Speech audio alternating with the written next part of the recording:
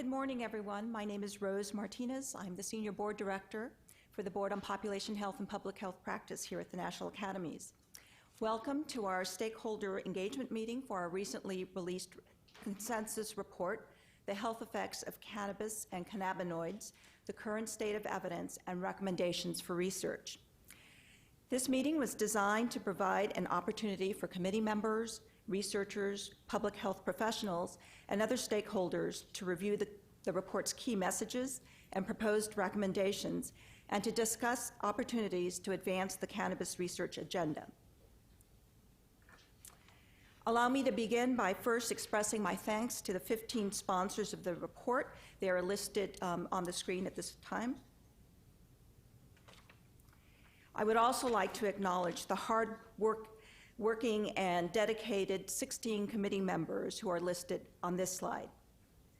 And finally, thank you to all of our invited speakers and meeting attendees and those joining us on the webcast who have joined us to what I anticipate will be an engaging discussion on the committee's report. Today's meeting will begin with a brief overview of the report's key messages by the committee chair, Dr. Marie McCormick, from the Harvard T.H. Chan School of Public Health. The first panel, Advancing Cannabis Research, will be led by a committee member, Dr. Sachin Patel from Vanderbilt University Medical Center. Following this panel, the meeting will break for a one-hour lunch. At 1 p.m., the meeting will resume with a discussion on addressing barriers to policy, surveillance, and funding, led by committee member Dr. Robert Wallace from the University of Iowa College of Public Health.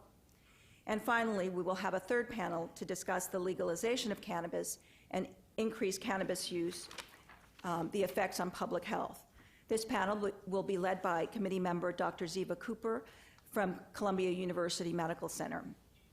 After each session, there will be time for questions and answer with our committee and meeting attendees. If you're joining us in person, please walk up to the microphone and state your name and your affiliation prior to asking your question. To submit a question online, please type your question in the available text box within your video player window.